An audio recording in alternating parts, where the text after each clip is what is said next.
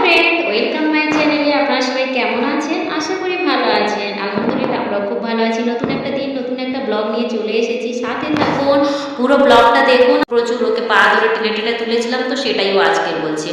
তো সোনামার জন্য এখানে সকাল সকাল খাবার বানিয়েছি, সুজি বানিয়েছি, দুধ দিয়ে বানিয়েছি অনেক দিন পরে।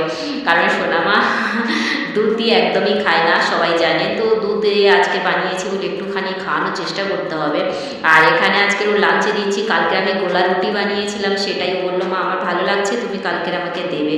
তো সেটাই বানিয়ে ওকে লাঞ্চে দিয়ে দেবো বলে প্যাক করে নিয়েছি। এখানে ওকে টেনে টেনে তুলেছি আর এখন ব্রাশ করিয়ে দিচ্ছি। তো সোনামাকে এটা প্রত্যেক দিন করিয়ে দিতে হয়, কোলে করে ব্রাশ করে। আমার মেয়ে দেখুন 5+ হতে যাচ্ছে, তারপরেও এখনও খায় না হাতে, এখনও ব্রাশ করে না। হ্যাঁ, ব্রাশ মাঝে মাঝে করে।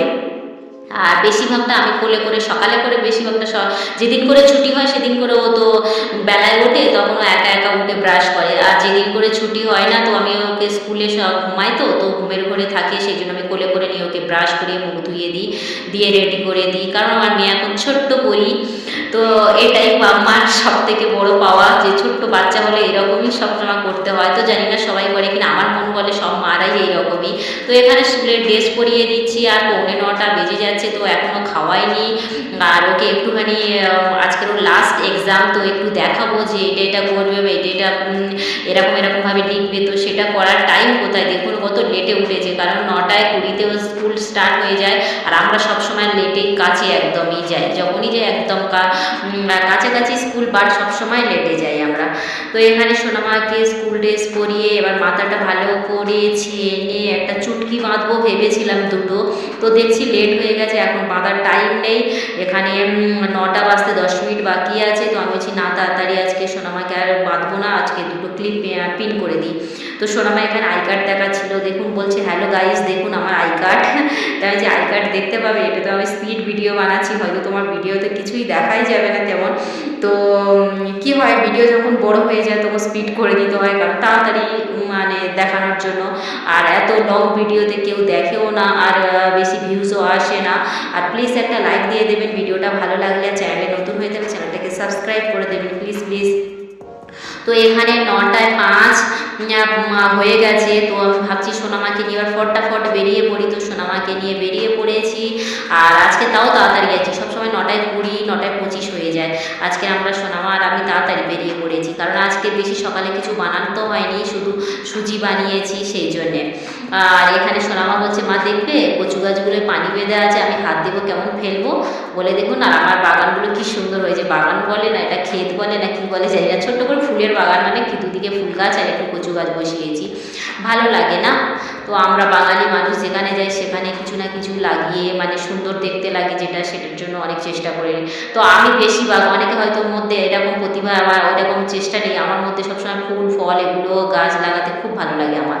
তো এখানে সোনামা স্কুলের কাছাকাছি এসে গেছি, দেখুন এই সোনামা স্কুল পৌঁছে গেছি।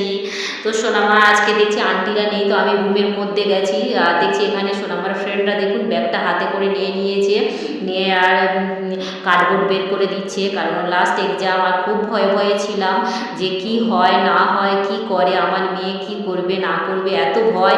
আমি ভাবছি আমার মেয়ে কেজিতে পড়ে, তাও আমার এত ভয় লাগছে যে ওর এক্সামে কি করবে না করবে। তো যখন ও +10-এ উঠবে বা +2 উঠবে, তখন তাহলে কি করবে আর কি মানে করবে, আর তখন আমার কতটা চিন্তা হবে আমি তো ভেবেই পাচ্ছি না। আমি আমার মা দিদি ভাইয়ের কাছে সবার কাছে ফোন করে করে বলছি যে ওর এক্সাম চলছে, কী করছে, আমার খুব ভয় হচ্ছে, ও পাস করবে, ভালো রেজাল্ট করবে। তো বলে এইটুকুনি বয়স থেকে এত চিন্তা, মানে কি রেজাল্ট ভালো হবে না কী হবে, তাহলে বড় হলে কী হবে ভাবুন। তো দেখছি আজকে ভালো রোদ উঠেছে, তারপর সোনামাকে দিয়ে ঘরদোরগুলো ভালো করে পরিষ্কার পরিচ্ছন্ন করে নিলাম। সোনামার পাপাও উঠে গেছে, ব্ল্যাঙ্কেটগুলো সব ভাঁজ করে রেখে দিলাম। তো এখানে ভাবলাম আজকে মানে জামা কাপড়গুলো 1 সপ্তাহ হয়ে গেছে যেগুলো রাখা আছে, আজকে ধুয়ে দিই। তো আমি ওয়াশিং মেশিনের ভিতরে রাখি না, একটা আলাদা ডাব্বায় রাখি, সেখান থেকে নিয়ে আর ওই দেখুন ডাব্বাটা থেকে জামা কাপড়গুলো দিয়ে দিচ্ছি। আর পানি আলাদা করে গরম করে নিলাম 1 বালতি। আর এখানে তো ঠান্ডার দেশ জানে, পানিটা গরম করে নিলে কী হয় বলুন তো, ভালো ক্লিন হয়। তো সোনামার বাবা বলছিল গামছাগুলো সব ভিতরে দিয়ে দিয়েছো, একটা গামছা দাও আমি মুছবো। তো এখানে সোনামার পাপা একটা জুতো ভেঙেছিল, তো জুতো জুতোটা এসেছে বুট, এটা জুতো না বুট বলে, বুট। তো দেখতে ভালোই লাগছে, বলছে তোমার কেমন লাগছে বলো, তাহলে রাখবো, না হলে রিটার্ন করে দেবো। তো আমি বলছি ভালোই লাগছে, তোমার যদি পছন্দ হয় নাও, আর আমারও তো ভালো লাগছে। তো এখানে জামা কাপড় ধোয়া হয়ে গেছে, তারপরে ড্রাইও করে নিয়েছি, আর একটু আধ ঘন্টা 1 ঘন্টার মতো রোদে দিলে হয়ে যাবে। বাট 1 ঘন্টা আধ ঘন্টা না, আমি পুরো দিন ভরেই রোদে রেখে দিই। আর রোদ না লাগলে, যেদিনে রোদ হয় না সেদিন আমি জামা কাপড় একদমই ধুই না, কারণ আমি ভালো রোদ উঠবে সেদিনই ধুই, কারণ কেমন একটা গন্ধ হয়ে যায়। যেদিনে একটু মেঘলা মেঘলা হয়ে থাকে জামা কাপড় তো শুকিয়ে যায়, বাট একটা স্মেল হয়ে যায়, আমার ভালো লাগে না। বা একদম খুব সুন্দর রোদ হয় সেই দিনে আমি জামা কাপড় কাচি, আর না হলে কাচি না। আমাদের পাশে আন্টিটা, উনি তো মেঘলা হোক পানি হোক তারপরে দেখবো জামা কাপড় কেচে দেবে, আর 3 দিন 4 দিন 5 দিন করে জামা কাপড় ঝুলতেই থাকে। আমার কিন্তু ওরকম জামা কাপড় পরলে যেন একটা মনে হয় স্মেল আছে। তো এত ধূপ আজকে কী বলবো, আমার গা জ্বালা করছিল। তো আমি একটা গামছা মুড়ি দিয়েছি, যে গামছা কেচেছি না ওই গামছা একটা মুড়ি দিয়ে আর জামা কাপড়গুলো মানে দিচ্ছিলাম দড়ি দিয়ে। তো এসেছি, এবার রান্না বান্না করবো। আর ভাতটা হয়ে গেছে, আমি যখন জামা কাপড় কাচছিলাম ওয়াশিং মেশিনে দিয়েছিলাম, আর যখন জামা কাপড় উপরে দিতে গিয়েছিলাম তখন সোনামার পাপা ফ্যান ঝেড়ে দিয়েছে। তো ভাতটা হয়ে গেছে, এবারে সবজি বানাবো, তো ডিম আলুর ঝোল বানাবো, আর কি করব। তো এটাই তো আজকে দেখছি তেমন কিছু সবজি টবজি নেই, তো ভাবছি ডিম আলুর ঝোল করি, ভালোই লাগবে। তো এখানে রান্না বান্না করছি, আর আমি যখন পেঁয়াজ কাটছিলাম না, হাত দুটো এত জ্বালা করছিল কি বলবো, তারপর পানি দিয়ে একবার ধুয়ে নিয়েছি। আর সোনামা এখানে স্কুল থেকে চলে এসেছে, ছুটি হয়ে গেছে।